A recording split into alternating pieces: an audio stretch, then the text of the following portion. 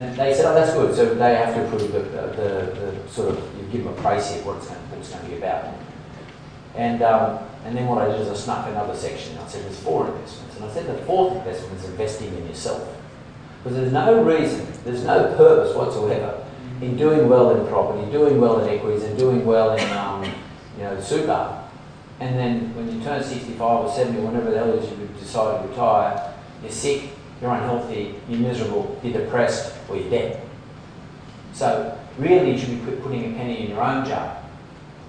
And when I was preparing for today, I was looking at that particular psychiatrist, his 5 standards for happiness. And I actually read something I wrote at the beginning of my book.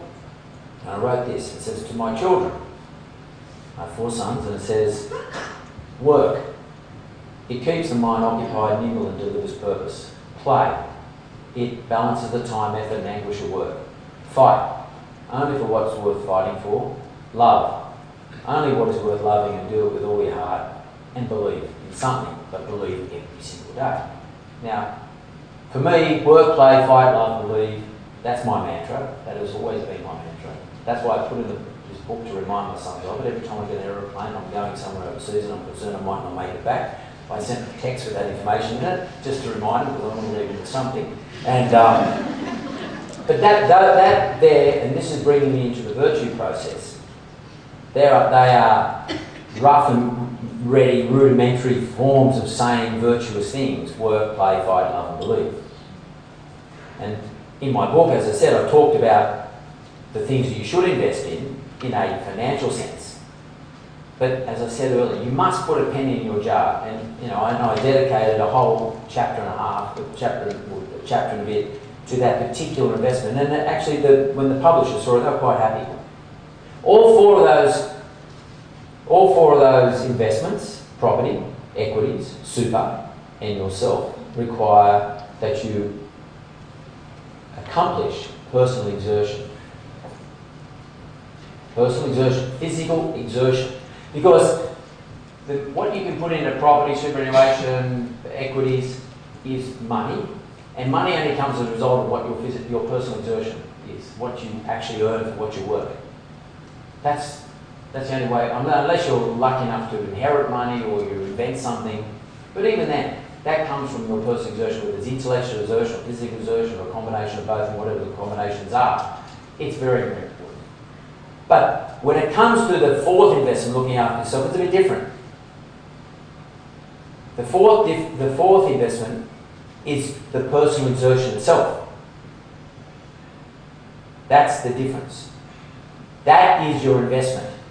Investing in the personal exertion. It's not what you get as a result, but it's actually investing in the personal exertion.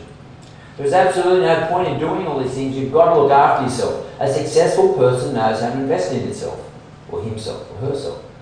And I'm not talking about hedonism here. I'm not sort of saying go out, get on the champagne, or you can do that, there's no problem. But as a mantra, you must make sure that you learn to look after yourselves. I'm talking about measured attention to one's body, mind, and spirit. Now, here I am speaking at a gym and health club function, so it's appropriate that I draw these parallels. Your goal is health, long-term health, which is like investing in how you operate in your own job. It needs constant attention, restructuring, rebalancing. Whether you're rebalancing your share portfolio, whether you're rebalancing your property portfolio, whether you're rebalancing the amount of money you've got in cash compared to having all the other things, you equally have to rebalance how your body, mind, and spirit work. Now, one way you do it is through exercise, and all those things that go with exercise, depending on what type of exercise process you like to take. But that rebalancing, let's not forget about that, and just think about how we make money and how we measure ourselves. Because if you want to be a fully measured person, you have to actually know how I'm doing and be consciously aware of how you're doing in relation to everything, not just one area. And like everything, as I said, you've got to balance. You're going to have good times and bad times. Well, let's call them challenging times. And I've experienced challenging times like everyone. I do all the time. And in those times, you can't get down. Now, it's easy for me to say that than it is for everybody to achieve that. Sometimes people comment to me, Mark, look happy. My retort to that is, I'm happy enough. Because I'm doing what I do. I'm not going to say to anybody I'm not happy. I'm never going to say that. I'm happy enough. I'm happy enough doing what I do. Did I make a lot of money today, or last week, or last month, or last year?